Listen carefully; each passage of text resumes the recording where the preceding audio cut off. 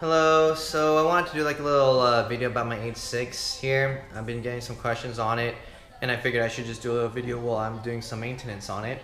So this is my 86 here. It's mainly used for the track. So a lot of the mods that I did here are for the track.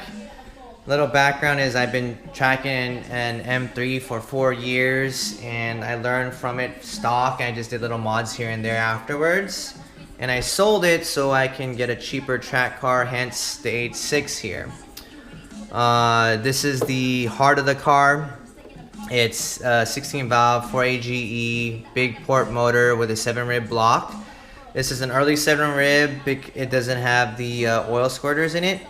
And this motor has been completely rebuilt. I took apart the motor and I sent it to Scrogan's machine shop where they did their magic and checked out the motor, cleaned it, made sure everything was all good.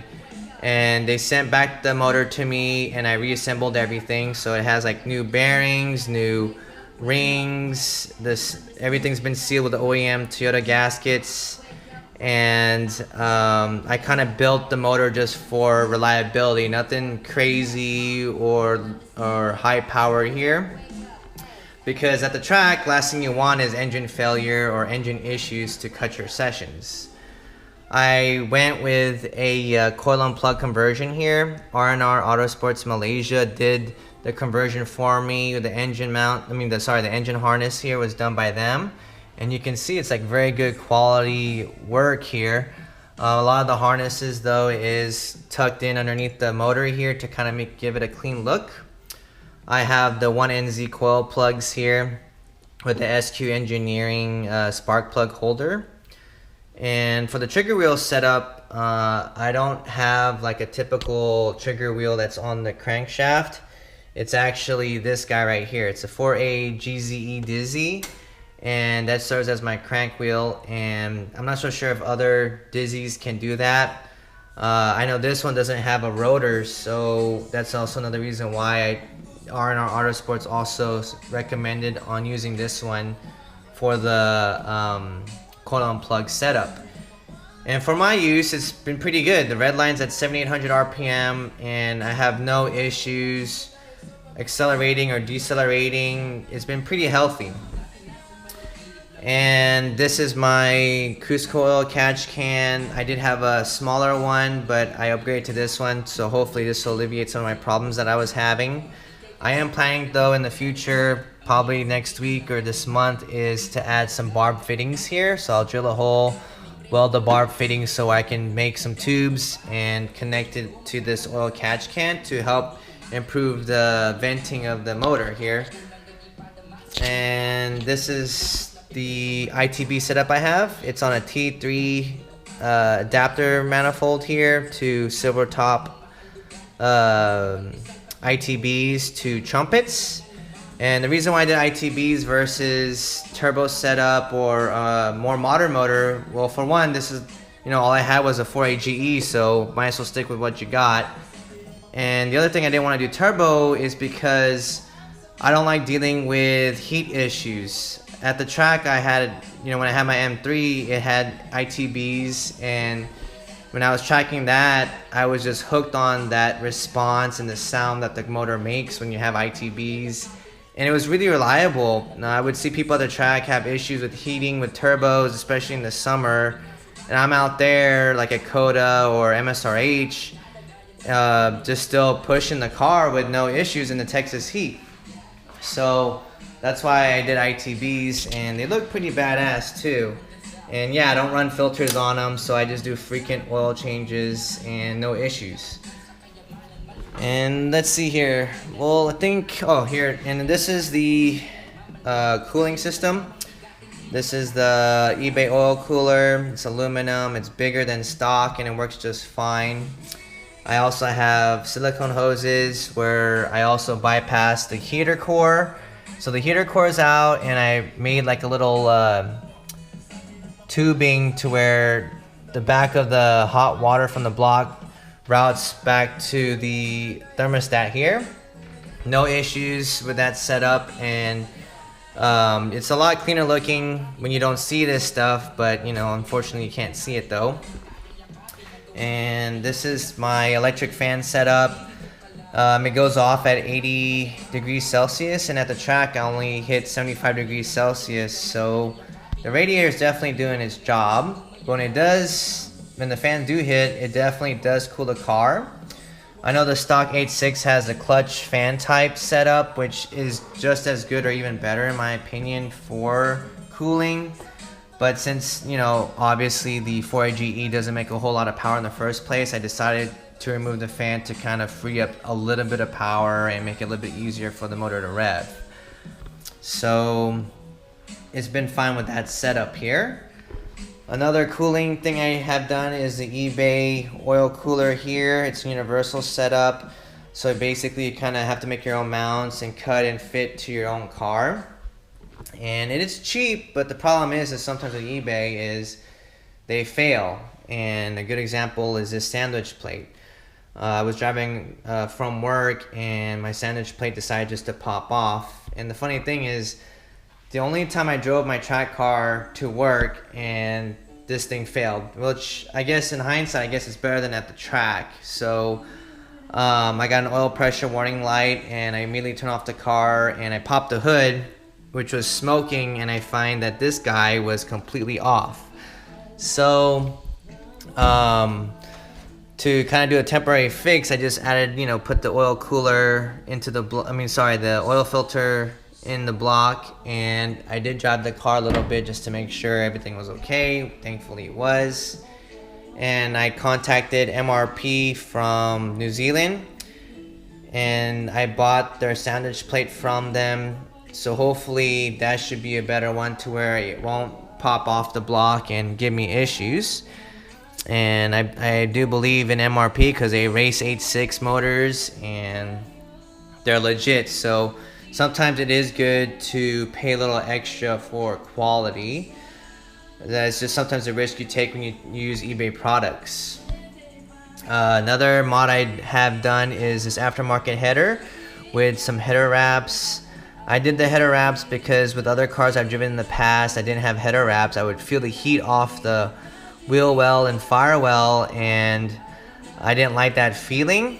So this one definitely makes a drastic improvement in just keeping the heat inside the exhaust, and you know, it does provide extra performance and it looks pretty badass too.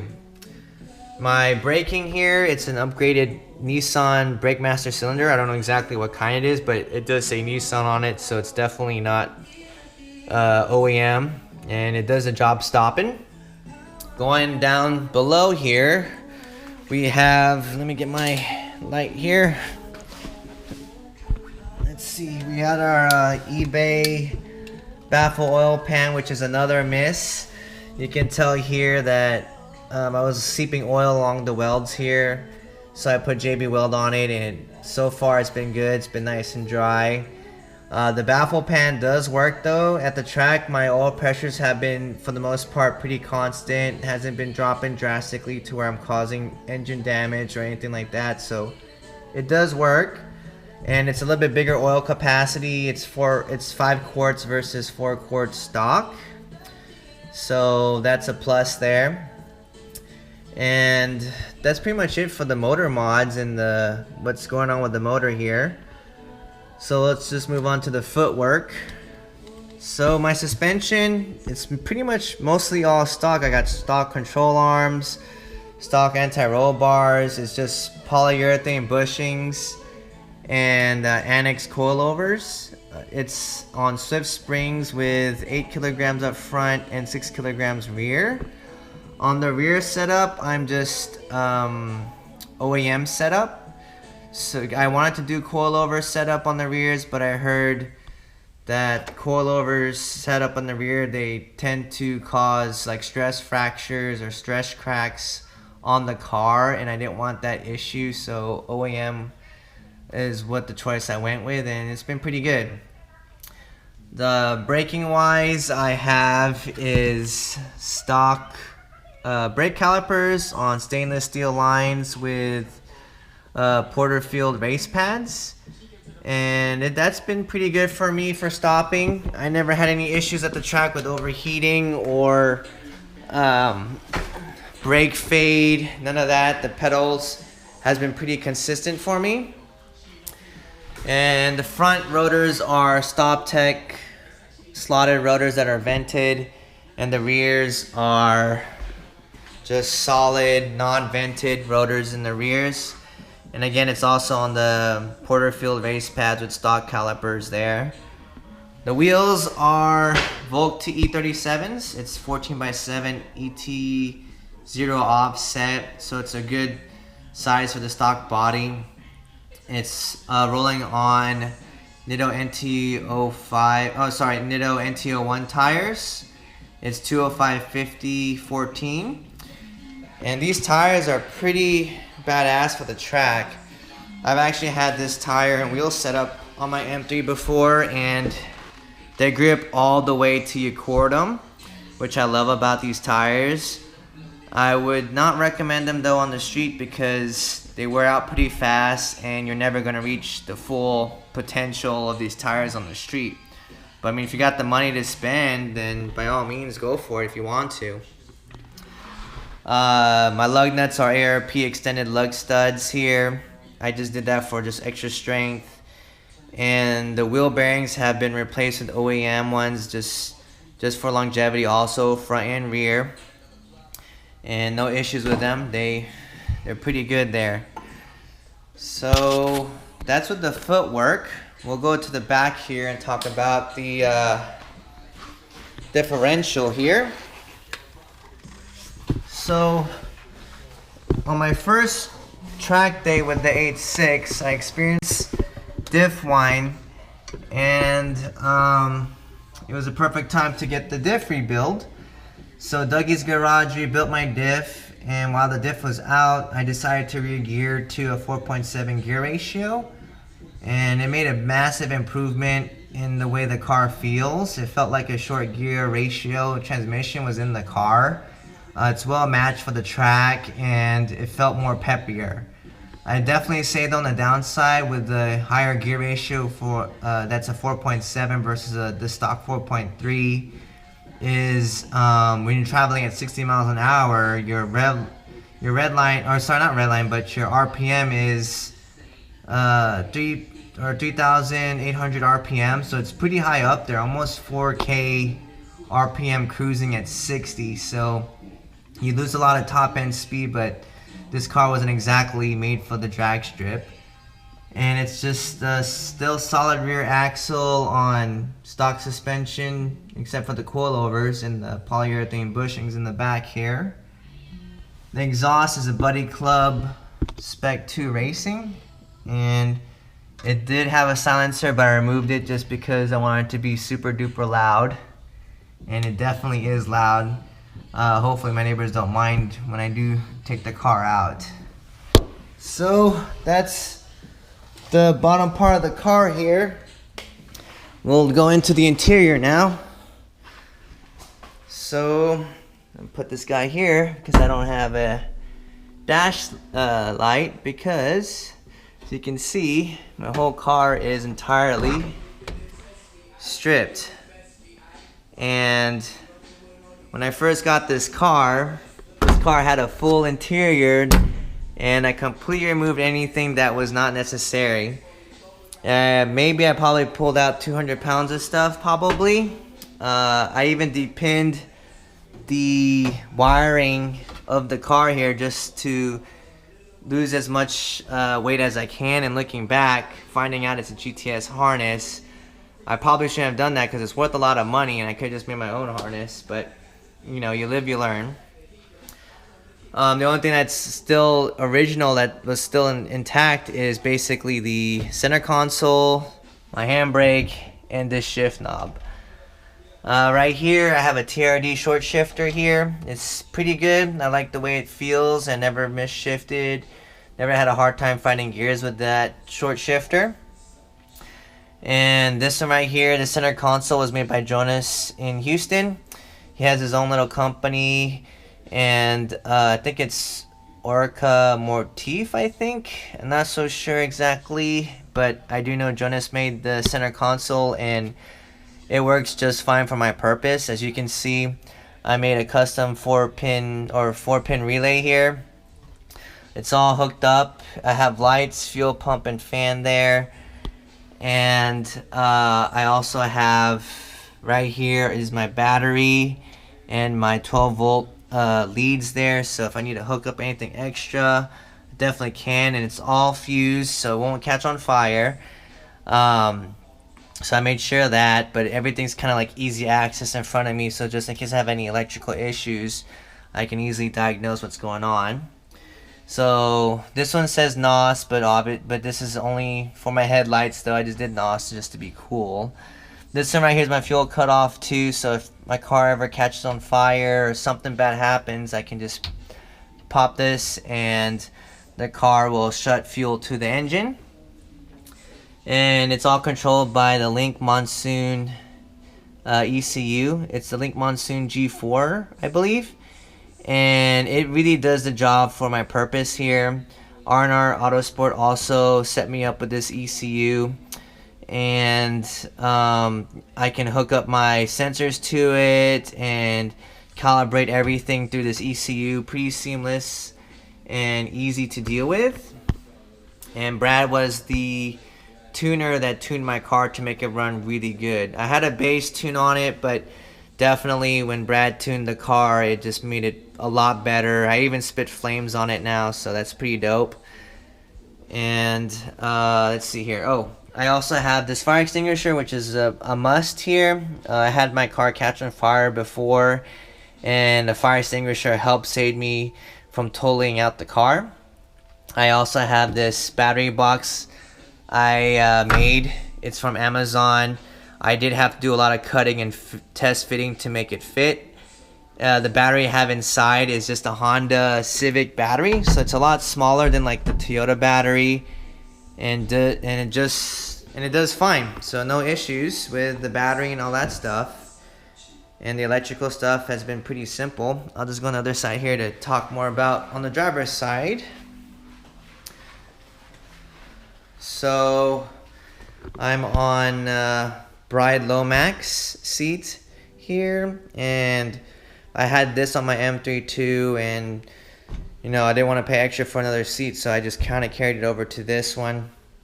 And it's on, let's see here, Buddy Club seat rails, and it's at the lowest setting for me. I'm being 5'10", I definitely have a lot of helmet clearance, so I don't hit my helmet on the roof, but I do wish it was a little bit lower, so I might do a custom one later on in the future, but right now it does the purpose here. I'm on 6-point Race Tech harness here, and it has the little slots here for my Hans device here, so the Hans device fits better on the 2-inch strap versus like the bigger 3-inch straps here. And then I have the personal steering wheel. I bought it used on eBay, won the bid, paid 20 bucks for that wheel, which is pretty awesome. I also have the Boss hub adapter here. And then I have this big old tack, Marshall tack there that's connected to my ECU with a big nice shift light.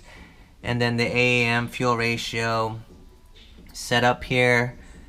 And I have here is my kill switch also here, so I place in this convenient location because, you know, if I'm at the track and by some means I'm unconscious or something bad happens, or, you know, I'm not able to turn the car off, at least the corner worker sees this, just flip it down for the off position and it kills the car immediately. So that's another safety feature that I wanted just in case, because this car is kind of scary to drive.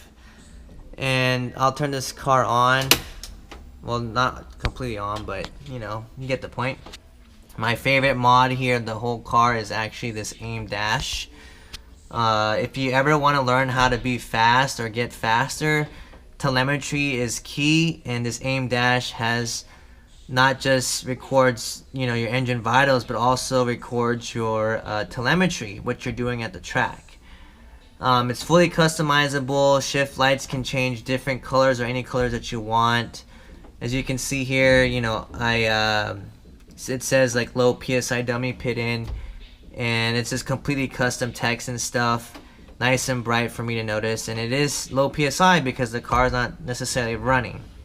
So at least, you know, it's doing its job, and I can toggle through different pages on the AIM dash here just to see my vitals and whatnot. So it's pretty awesome. And with telemetry wise, I can hook up my laptop to the Wi-Fi here and download my telemetry on the same day of my track day, so I can see my previous session, what I was doing when I was braking or turning, accelerating, what corners I need to improve on, things like that. It's pretty awesome. I love this device a lot. Worth the money for it. On the very back here, I have just a stock dash cluster. I could have put this one in the dash back here, but it's just too much work. I wanted something simple and accessible, so I just kind of did it like this here. And if I didn't want to use the Wi-Fi on the AIM dash, I can always hook up my USB cable on this connection here and connect it hardwire, basically. So that's pretty much it with my 8.6 build. Not a whole lot of mods per se, just wanted it mainly to build for reliability and for it to handle very well at the track. The funny thing is, like, I'm just mainly on stock coilovers, and I'm able to run like 1.5 G's in the corner max, and that's a pretty big improvement just on coilovers and the tires. So I'm really impressed with the car, and hopefully, you know, I can enjoy the car more. Once this Corona stuff is over, I'll be hitting more track events since everything's canceled now. So hopefully maybe later this year get more seat time in with this car and get faster times with it. But yeah, that's pretty much it. So anyways, thanks for watching, and hopefully you guys get some inspiration off of this.